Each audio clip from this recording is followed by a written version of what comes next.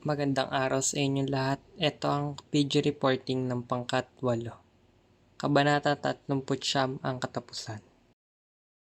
Isa sa mga pangunahing tauhan ay si Simon. Isang pangunahing tauhan sa nobela na siyang nagtataglay ng mga plano para sa rebolusyon sa Kabanata 39. Umamin siya kay Padre Florentino ng kanyang tunay na pangalan at katauhan. Padre Florentino, isang maayos at mapagmahal na paring Pilipino na tumutulong kay Simon sa kanyang mga huling oras. Sa kanyang bahay, nagtago si Simon at sa kanya rin nagkwento ng kanyang buhay. Don Tiburcio de Espadanya, isang karakter na tinutukoy sa telegrama na dapat takpin sa gabing iyon. Nagkamali siya sa pag-aakala na siya ang tinutukoy sa astilang susundin. Tagpuan. Sa Kabanata 39 ng El Filibusterismo na may pamagat na ang katapusan, hindi explicit na binanggit ang tiyak na tagpuan. Ngunit sa kabanatang ito, ang mga pangyayari ay naganap sa bahay ni Padre Florentino. Ito ang lugar kung saan nagtago si Simon at kung saan sila nagkwentuhan tungkol sa kanyang buhay. Mga talasalitaan sa Kabanata 39. Dalumat, dila, gubat, gera, kahalangdon, dignidad. Lubong, lamay, mabudhion, taksil, magtudtudlo, propesor. Pahamat, ngon, banta. Pinuya, anan, tahanan. Pusil, baril. Nasa bahay ni Padre Florentino si Simon, sugatan at nagtatago mula sa mga otoridad. Sa pagkakataong ito, kinakausap si Padre Florentino ng tenyente tungkol sa isang telegrama na nagbabala tungkol sa isang Kastilang nagtatago sa bahay ng pari.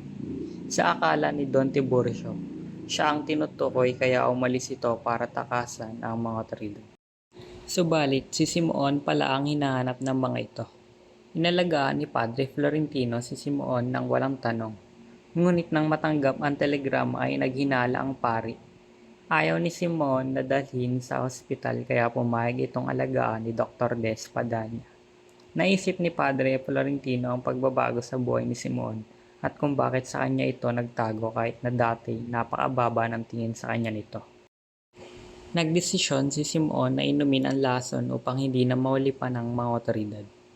Inihayag niya ang tunay na katauhan at buhay sa pari bago siya pumanaw. Ikinuwento ni Simon ang kanyang pakikibaka sa Europa, ang kanyang pagbabalik sa Pilipinas, ang kanyang mga napatawad at ang pagkawala ng lahat ng kanyang minahal at pinahalagahan.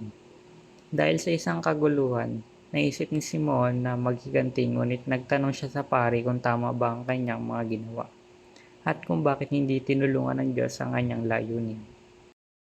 Ang isyong panlipunan na mababasa sa kabanatang ito ay ang malukot na sinapit ni Simon o ni Ibarra sa nobelang Noli Me Tangere. Ang kanyang pagpapatiwakal ay isang malinaw na isyu ng lipunan sapagkat batid niya ang pagdakip sa kanya ay nangangahulugan din ng kanyang pagkamatay, kaya't minabuti niya na gawin na lamang iyon sa sariling paraan.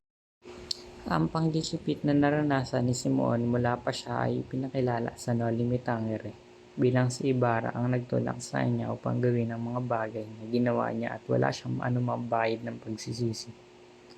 Ang tanging panghihinayang niya ay ang pagkakahiwalay niya sa kanyang minamahal na si Maria Clara.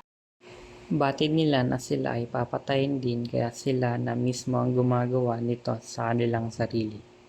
Ang damdaming ito ay bahagi ng kanilang pagiging desperado. Sa sitwasyon ni Simon, wala na siyang maiiwan na pamilya na magluluksa para sa kanya. Subalit para sa iba nating mga kababayan na may pamilya pa dumaraan sa ganitong sitwasyon, ito ay lubhang nakakalungkot at nakakapanghin. Aral, hindi solusyon ang karahasan at paghihiganti. Sa huling sandali ni Simon, inamin niya na hindi nagtagumpay ang kanyang rebolusyon dahil sa kanyang pamamaraan na nagpapakita na ang karahasan at paghihiganti ay hindi solusyon sa mga suliranin ng lipunin. Pagpapahalaga sa tunay na kalayaan. Ipinakita ng tunay na kalayaan ay hindi makakamit sa pamamagitan ng karahasan at paghihiganti, kundi sa pamamagitan ng pagkakaisa, pagtitiis at paggawa ng kabutihan. Pagmumuni-muni sa kabataan at pagbabago. Ang pagmumuni-muni ni Simeon sa kanyang kabataan at mga pinagdaanan ay nagbigay ng aral ukol sa kahalagahan ng pagbabalik loob at pagbabago. Pagtanggap sa kasalanan. Ang pagtanggap ni Simeon sa kanyang mga kasalanan ay nagbigay ng aral tungkol sa kahalagahan ng pag-amin at pagsisisi. Kaya ang mga pangunahing aral na nailahad sa Kabanata 39 ay nakatuon sa kahalagahan ng pagkakaisa, pagtitiis, paggawa ng kabutihan at pagbabago bilang daan tungo sa tunay na kalayaan at katarungan.